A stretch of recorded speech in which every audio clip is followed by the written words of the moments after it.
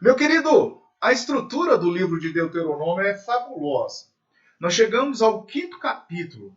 Olha, do quinto capítulo ao 11º, ao capítulo de número 11, nós estaremos vendo exortações. São exortações que Moisés há de fazer a Israel, para que eles possam estarem cumprindo os mandamentos, os estatutos e as ordenanças. É claro que uma parte do capítulo de número 5 é inerente à repetição das 10 palavras. Foi assunto do nosso sermão passado. Porém, a partir de agora até o 11º capítulo, estaremos vendo exortações para que eu e você, para que o povo de Deus pudesse cumprir.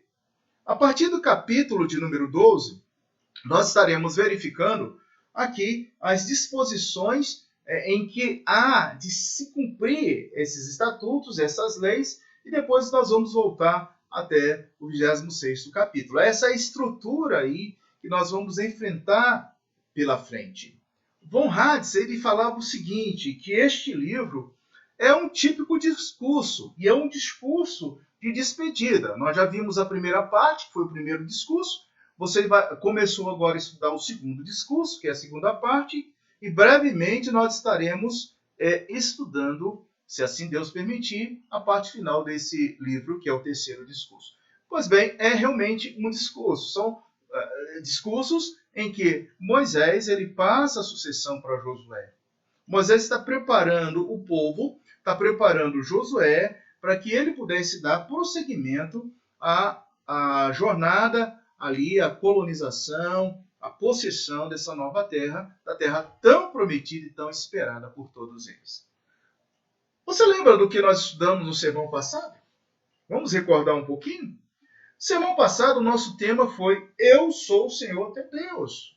Está no versículo de número 6. Se você voltar aqui um pouquinho, no capítulo 5, versículo de número 6, o que nós lemos aqui? O versículo 6 diz, Eu sou o Senhor teu Deus, que te tirei do Egito, da casa da servidão. Nós vimos no sermão passado que essa autonomia de Deus em relação ao seu povo, em relação à sua igreja, logo, em relação a você que também está cultuando agora, é porque há um pacto. E nada mais é um pacto da lei. A base firmada aqui, a base da aliança, a base do pacto com Israel é a lei. No direito, a gente tem uma expressão dura lex, sed lex. O que significa isso? A lei é dura, mas é a lei. Então, Israel ele recebe a lei. Agora você vai ver, em segundo lugar, que a natureza dessa lei é a fé. Então, que maravilha já visualizar no bojo da lei, das 10 palavras, das 10 ordenanças, a graça. É como eu digo, lê o Velho Testamento com a ótica do Novo Testamento. Lê a lei com a ótica da graça. Lê a graça, viva a graça com a ótica da lei. Isso está bem claro, né? Gradativamente nós estamos avançando, vamos tomando aí contato, gosto com a palavra e nós vamos verificando gradativamente que lei, graça e lei estão juntas, já aqui no Velho Testamento. Você está preparado para hoje? Então hoje nós vamos verificar e vamos estudar a importância do grau de questionamento da liderança que ali estava. Nós estamos, assim, passando o Jordão, nós estamos perto de conquistar a terra prometida. Moisés, o grande legislador, o grande juiz, aquele que estava à frente do povo, o libertador, ele traz as palavras que estariam preparando aquele povo para entrar na terra prometida. E nesse texto que a gente leu hoje, aqui nós temos o destaque da liderança. Toda a liderança vai até Moisés e há um questionamento levantado por aqueles líderes. Que Deus que fala com o homem e este permanece vivo? Essa é uma pergunta para você. Para nós estarmos pensando nessa noite. Que Deus que fala com o homem e este permanece vivo? A resposta é o nosso Deus. É o Yahvé. É o teu, é o meu, é o Deus, é o Senhor soberano. É o Deus que está aqui agora demonstrando através de muitos fatos, de muitas provas, que ele fala com o homem. Muito bem, meu irmão, se você entender hoje o nosso discurso, o resumo do nosso sermão, o sermão resume-se hoje da seguinte forma: Yahvé ainda fala conosco. Se você entender que Yahvé ainda fala com você, fala comigo, você tem que perguntar a você mesmo: será que você está vivo ou está morto? Será que essa geração está viva ou ela está morta? É isso que a gente vai tratar na nossa reflexão nessa noite. Bom, nosso tema então está baseado no versículo de número 24. Se você abrir aí, se você está acompanhando, aliás, eu peço você que acompanhe no texto sagrado, na palavra de Deus, né? Veja o versículo 24, que é a base do nosso tema. E disseste: eis aqui o Senhor nosso Deus, nos fez ver a sua glória e a sua grandeza, e ouvimos sua voz no meio do fogo. Veja, hoje temos certeza absoluta. Hoje vimos que Deus fala com o homem e este permanece vivo. Deus fala com o homem e este permanece vivo. Mediante o bloco dos versículos de 22 a 27, e aí eu peço a você que observe a explanação, a exposição desses versículos, do 22 ao versículo 27, nós temos aqui o nosso primeiro assunto. Deus fala com o homem permanece vivo quando? Quando há temor e piedade. Mediante ao temor e a piedade. Meus queridos, esta é a primeira parte de 3 atos.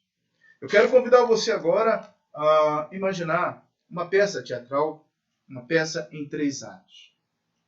Dentro desse bloco, do versículo 22 ao 27, você tem 3 fatos importantes que é preciso ser enumerado e entendido, porque Deus está falando hoje com você através da palavra dele, da revelação especial, através dos ensinos que ele deixou para a igreja, para o Israel. Então, você e eu, nós somos o Israel de Deus e precisamos compreender como é que Deus ele fala conosco e nós permanecemos vivos.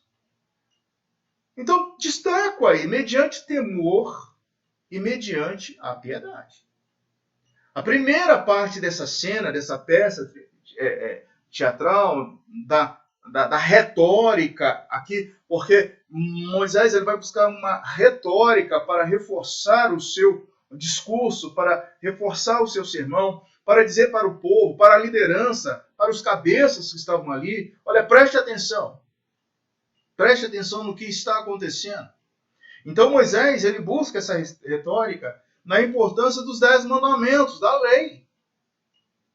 Olha, Moisés busca então conduzir aquele povo e aborda agora fatos ocorridos que eles tiveram ciência, que eles viram, que eles contemplaram. Ele vai conduzir o povo a essa responsabilidade diante de Yahvé. E leia o versículo 22. Estas palavras falou o Senhor a toda a vossa congregação no meio do monte do fogo. No meio do fogo, da nuvem, da escuridão, com grande voz. E diz: nada acrescentou. Ele volta agora aos 10 mandamentos. Você lembra que nós falamos no sermão passado que os 10 mandamentos têm 2 partes: o relacional com Deus e o relacional com o próximo. Você não precisa mais nada. Quando você entende isso, você tem temor e piedade a Deus. Ele vai lá em Êxodo, capítulo 19, 16 a 20, para restaurar a total piedade e o total temor diante de uma devoção de um Deus que fala. Yahvé fala. Yahvé fala. E o homem permanece vivo. Aqueles mandamentos, amados, seriam suficientes, como são suficientes para mim e para você. Aqueles mandamentos são suficientes para cumprir a aliança, para cumprir o pacto firmado entre Deus e os homens, entre os homens e Deus. A expansão que viria, porque a partir das 10 palavras, muitas outras normas, muitas outras leis iriam surgir, seriam meras interpretações e expansões desses princípios básicos. Você pode lembrar de um princípio básico? Vamos lá, relacional com Deus. Não terás outros deuses diante de mim. Toda idolatria precisa ser retirada. Já vimos, Deus é um Deus exclusivo. É um Deus absoluto. É um Deus que requer a majestade, a grandeza, a adoração, o culto exclusivamente a Ele. Você quer ver outro princípio? Agora, num plano horizontal, honrai pai, honrai mãe. Esse é um princípio, honrar o pai e honrar a mãe. Se você faz isso, com certeza agrada o coração de Deus. Através desses dois princípios básicos, podemos ter certeza que, meu dileto ouvinte, meu amado irmão, muitas outras normas surgiriam, muitas outras leis também surgiriam, mas seriam meras interpretações e também expansão. Deus fala com o homem e este permanece vivo. E nós podemos entender que, em meio ao temor, à teofania, às demonstrações, Deus se faz presente. Mas nós temos uma figura aqui nesse texto em que nós chamamos de antropomorfismo. O antropomorfismo nada mais é do que ações atribuídas a Deus, ações humanas. Aqui nesse contexto, nós precisamos lembrar de algo muito importante que os nossos símbolos de fé enfatizam e que você sabe. Quem é Deus? Quem é Deus? Deus não é o cara lá de cima. Deus não é um amiguinho tão próximo. Deus precisa ser reverenciado. Precisa ser adorado. Precisa ser temido. Deus fala com o homem, com o ser humano. E o ser humano permanece vivo quando? Quando ele tem temor, quando ele tem piedade. E à luz do versículo 22 que nós estamos vendo, quando ele entende que Deus é Espírito. Deus é Espírito. Deus não tem forma humana. A Bíblia, que é a única regra de fé e prática, a revelação para todos os homens, diz que Deus, sendo Espírito, ele precisa ser entendido como tal. E eu convido você a entender isso na amplitude da grandeza, como nós estamos estudando aí, da aliança firmada com a Trindade, o inter-relacionamento entre Deus, divindade, Deus Pai, Deus Filho e Deus Espírito Santo. Quando você entende que Deus é Espírito, importa que os verdadeiros adoradores o adorem em Espírito e em verdade, você está atribuindo a Ele a grandeza máxima. As leis não foram revogadas. Elas são a base para o cumprimento da aliança entre o povo de propriedade exclusiva de Deus. Isso é, eu, você e a igreja. Mas eu tenho um problema aqui. Qual é o problema, reverendo? O problema é que nós não sabemos como ouvir. Israel não sabia como ouvir. Na retórica agora, na fala de Moisés, lembrem-se que Deus se manifestou, que Deus se revelou, que Deus falou. Sem temor e piedade, não existe medo. Porque temor é medo. Mas medo de quê, pastor? Eu quero trazer à sua mente um medo que eu e você devemos ter. O medo do pecado. O medo do pecado. Pois quem mata o homem é o pecado. O salário, o fruto do pecado é a morte. Olha, o homem não deve ter medo das doenças, dos problemas econômicos, dos problemas sociais. Mas o homem precisa ter medo do pecado. O pecado é um câncer. O pecado deixa as pessoas cegas e surdas. O pecado é o salário. O pecado é o fruto da morte. E aí, queridos, eu quero voltar naquele questionamento introdutório. Será que nós estamos vivos ou estamos mortos? Não, calma. Não estou aqui delirando. Você está participando desse culto, você está participando da leitura da palavra de Deus, você está vivo. Fisicamente. Fisicamente. A pergunta é, será que você já está morto espiritualmente? Deus fala e o homem fica em pé. Quando ele tem temor, quando ele tem piedade, devoção, adoração. Quando ele vai ao encontro da palavra com sujeição, com o coração aberto à obediência. Olha a importância das 10 palavras, dos 10 mandamentos. Você ainda crê que Javé fala? Que Deus ainda fala conosco? Sim. Javé ainda fala. O segundo ato dessa peça, dentro desse contexto, do versículo 22 ao 27, você está acompanhando aí, é um medo gerado diante da teofania lá no Sinai. Ainda no segundo ato, Moisés ele busca trazer à mente dos líderes, dos principais líderes das tribos que estavam ali, dos cabelinhos brancos também, daqueles que eram conselheiros e que levavam a liderança, era o conselho daquele povo. Ele traz agora aos seus representantes um grande e profundo temor. O que fazer diante da revelação, da presença, da fala de Deus? Olha, Isaías, no seu chamado, ele disse assim: ai meu Deus, queima os meus lábios, toca-me como uma brasa viva, porque os meus olhos viram a tua glória e eu habito no meio de um povo de impuros lábios, eu vou morrer. Ele teve temor, querido, naquele momento. Ele teve medo, mas ele suplicou a Deus que pudesse estar com ele, ser com ele. Grande e profundo temor da presença divina, pediram diante das nações ali, diante da nação. Os líderes vão pedir a Moisés: Moisés, seja o nosso representante, porque nós não temos condições de falar com Deus, mas você tem. A mediação entre o povo de Deus seria feita por Moisés.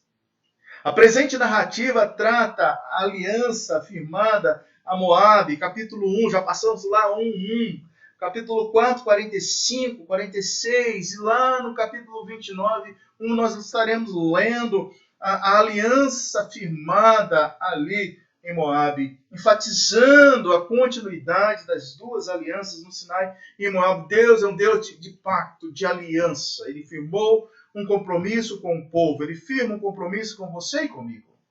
Isso é importante demais. O direito de Moisés de agir como mediador em Moabe partia das ações em Horebe, no Sinai, das teofanias, das representações, das formas de Deus se mostrar ao povo, e ele traz à memória agora daquela liderança a importância de temer o Deus Todo-Poderoso. Deus fala com o homem e este permanece vivo quando? Quando esse homem tem um mediador. E nesse caso aqui, Moisés foi o mediador da nação de Israel. Claro que Moisés é um pré-tipo de Jesus Cristo. Nosso único mediador hoje é Jesus Cristo.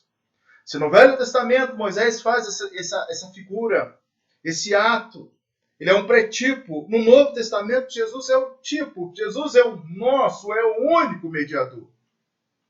Quando foi a última vez que você precisou da mediação de Jesus Cristo? Você se lembra? Quando foi? Deus fala através dos seus arautos. E muitas vezes nós estamos com os nossos ouvidos fechados. Nós não queremos ouvir os nossos arautos, os pregadores, aqueles que são sérios e expõem a palavra de Deus com profundidade, com responsabilidade. Deus usa os fatos, as circunstâncias para comunicar a sua vontade, e os votos e as alianças são quebradas. Israel quebra o voto. Israel quebra a aliança. Israel não quer ouvir a palavra. Israel não quer ser fiel a Deus. Neste momento, onde está o Israel espiritual? Você e eu, como igreja de Cristo, onde nós estamos? Ah, meu querido, a Bíblia afirma em 1 João, capítulo 2, versículo 1. João, ele é tão amável, o apóstolo do amor, ele diz assim: filhinhos meus, essas coisas vos escrevo para que não pequeis. Se todavia alguém pecar, temos advogado, mediador. O advogado é o mediador junto ao Pai, Jesus Cristo. E João, ele coloca a última palavra, o justo. Então, meus queridos, o segundo ato é o ato da mediação. Moisés, então, ele traz assim: olha, vocês me escolheram como mediadores e agora eu vou transmitir a palavra, o recado de Deus, aquilo que Deus espera de vocês. E o terceiro ato, as promessas feitas pela nação. Eles voltaram a Deus. E as promessas feitas foram as promessas de obedecer e guardar os mandamentos. Israel voltou a isso. Eu e você também votamos quando nós passamos pela pública profissão de fé, pelo batismo. Quando o Senhor nos alcança com a sua graça, você lembra os seus votos quando você fez o seu batismo? Ser participativo, de estudar a palavra de Deus, de dar um bom testemunho, de ser um sincero e real cristão? Todos nós votamos isso. E muitas vezes nós quebramos esses votos, esses pactos, assim como Israel, eles também deveriam guardar e obedecer a aliança firmada com Deus. Israel, então, com medo, reconhece Javé como seu Deus e afirma o compromisso em obedecê-lo. Veja o versículo 27.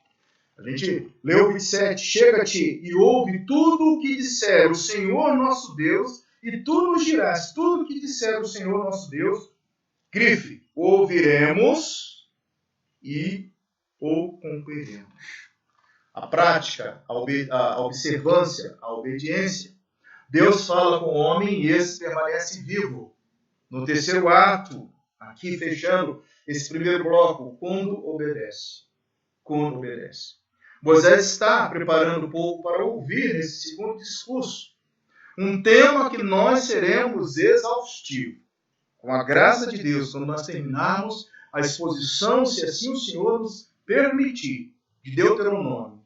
Um tema exaustivo. Eu sei que você vai cansar de ouvir eu falar, porque Moisés falou repetidamente: obediência a Deus, obediência a Deus, obediência a Deus, obediência a Deus, obediência a Deus, obediência a Deus. Será que nós sabemos obedecer a Deus? Por que obedecer é tão difícil, meu irmão? Fique em casa, não saia. Ah, mas eu quero sair. Não esteja em aglomerar. Eu quero, estou com saudade, eu tenho que abraçar, eu tenho que beijar. Eu tenho que fazer tudo que eu fazia antes. Não, agora não é momento. Tempo de afastar de abraço, de lá Salomão. Tempo de estar calado, de estar sós. Mas por que é difícil? Eu sei que você já está com uma vontade enorme de voltar à sua atividade, né, secular. Nós estamos com saudade de poder cultuar junto. Eu já estou sonhando com o culto quando nós estivermos juntos, pós-quarentena. Vai ser bênção. Mas por enquanto, não é hora. Por que é difícil obedecer? Por quê? Este vai ser o tema até o final dos 3 discursos, dos 3 sermões que Moisés está efetuando. Já vimos o primeiro, ele falou muitas vezes sobre isso. Vamos aprender com os relatos e as experiências de Israel. Será que Israel cumpriu a promessa? Será? Será que realmente obedeceram a Yahvé? Nós vamos ver na sequência desse texto. Mas agora, do versículo 28, amados, até o versículo 33, Deus fala e o homem permanece em pé mediante a guarda de sua lei. Deus aprovou, claro, o pacto firmado ali.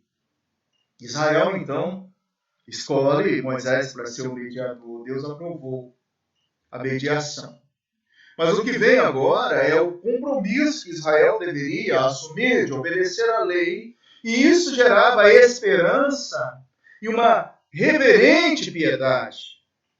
E isto também demonstraria uma característica de atitude de um povo seleto, especial, escolhido por Deus, em guardar e obedecer os seus mandamentos.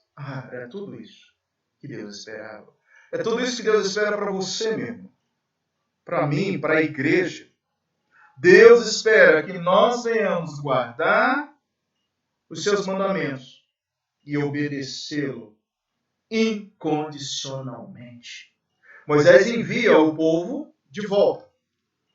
Despede a liderança, despede o povo, cada um para a sua tenda, mas agora ele tem um particular com Deus. Se nós soubéssemos o que Deus falou com Moisés. O que nós sabemos é que muitas instruções foram dadas a Moisés. Estatutos, mandamentos, procedimentos, formas de ser, de agir. Tudo isso seriam leis que serviriam como guia. Seria o guia para a vida e não para a morte. Aliás, o teu Deus, o meu Deus, é um Deus para a vida, não para a morte. Se Israel andasse, não desviasse nem para a direita, nem para a esquerda, Israel, com certeza, teria sucesso. Seria uma nação próspera. Seria uma nação relacional com Deus. E por fim, queridos, os versículos 32 e 33. O versículo 32 e 33, cuidareis em fazeres com os vossos... Cuidareis em fazeres como vos manda o Senhor, vosso Deus. Não vos desviareis nem para a direita, nem para a esquerda. Andareis em todo o caminho que vos manda o Senhor, vosso Deus, para que vivais bem, vos suceda, e prolongueis os dias na terra que haveis de possuir. A ênfase desses dois versículos agora está em guardar, mais uma vez, a lei. A lei que Deus havia dado, as 10 palavras. Israel formava uma unidade e era responsável em cumprir esta lei, a lei de Yahvé. Yahvé era o seu soberano, Yahvé era exclusivo, Yahvé era o seu Deus, e ele também tinha escolhido aquele povo. Se quiser escolher frutos de um salutar relacionamento, o povo deveria guardar, obedecer as palavras do Senhor. Então receberia uma bênção da própria vida. E além disso, amados, seriam felizes e prósperos. Aqui, no capítulo 5, no versículo 33, expressa essa forma maravilhosa, onde diz: prolongueis os dias na terra que haveis de possuir. E no 6, no versículo de número 3, diz assim: ouve, pois, ó Israel, e atenta em os cumprires, para que bem te suceda e muito te multiplique na terra que mana leite e mel, como te diz o Senhor, Deus de teus pais.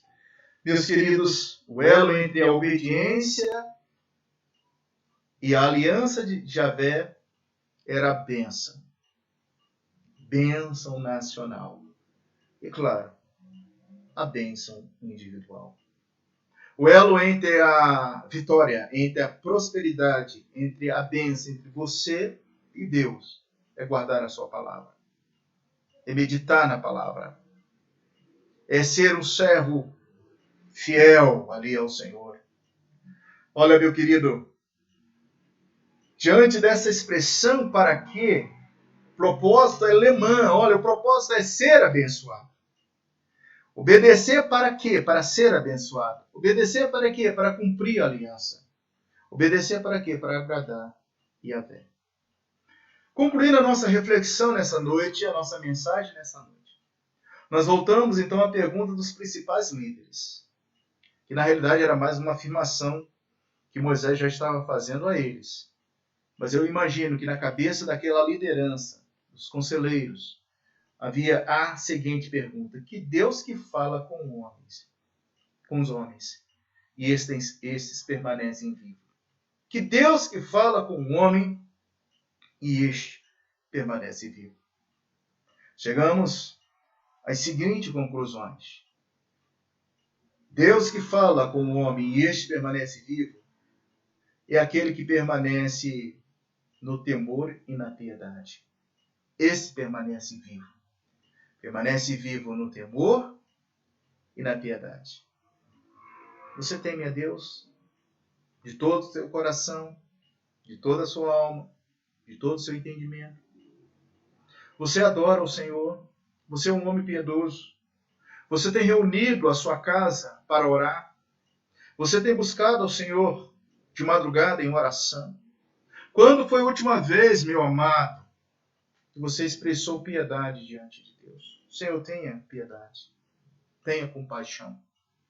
Tenha compaixão do universo, do mundo que sofre, de muitos que estão partindo sem ouvir a tua palavra, sem reconhecer os teus ensinamentos. Em segundo lugar, chegamos à conclusão que permanece vivo aqueles que têm Jesus como seu mediador. Oh, coisa maravilhosa! Entre nós e Deus há o justo. Não importa o que você tenha feito ontem, hoje Ele te chama para ter um encontro real com Ele, pessoal com Ele. E só existe um que pode nos conduzir até o trono da graça. E esse é Jesus Cristo, o único mediador. O homem que ouve a Deus e permanece em pé é aquele que tem certeza que Cristo é o seu único mediador.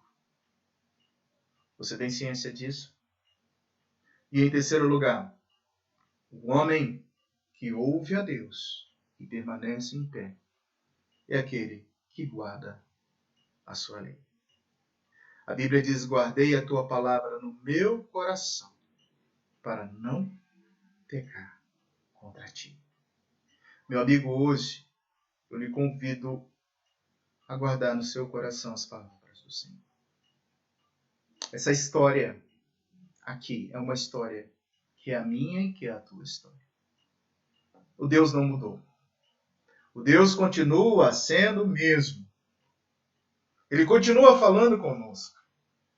Ele fala através da sua palavra, da revelação especial.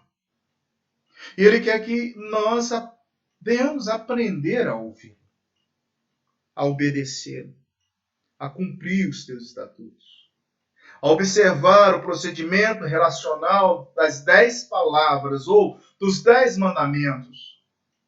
Ser realmente alguém que venha ponderar os ensinamentos do Mestre, os ensinamentos do Senhor. A reflexão dessa noite nos apresentou uma retórica de Moisés, onde o seu discurso trouxe a liderança.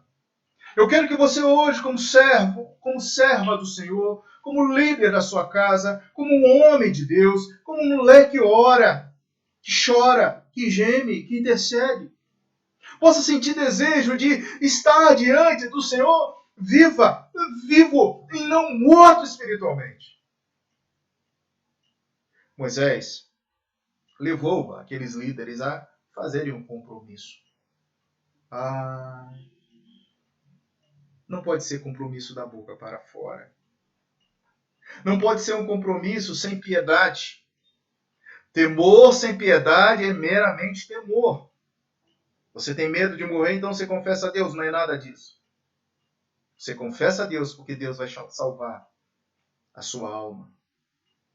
Vai lhe dar um caminho, uma possibilidade nova de coexistência, de vida eterna, de estar chegando aos céus, de ter uma morada especial preparada para você. Tem muita gente, irmãos, que fica debaixo de um tacão, de um medo, sem piedade, sem devoção, sem adoração, sem temor, sem reverência. Preste atenção, Israel. Ouça, Israel. Tome uma decisão agora, meu amigo, meu irmão, minha ovelha. de temer ao Senhor, mas um temer com piedade, de reconhecer a mediação de Jesus. Ele é o caminho, a verdade e a vida. Ele é o seu mediador, o seu único mediador. Vá a Ele agora e guarde no seu coração a lei do Senhor. Yahvé ainda fala, e Ele está falando agora. Será que os eleitos estão vivos ou mortos? Será que já estamos no vale de ossos secos? Será que a igreja precisa ser revitalizada? E Yahvé está falando com você e comigo. Assim como falou no monte, ele fala pela palavra, pela Bíblia Sagrada. Volte-se para o seu mediador com aquilo que é original do ser humano.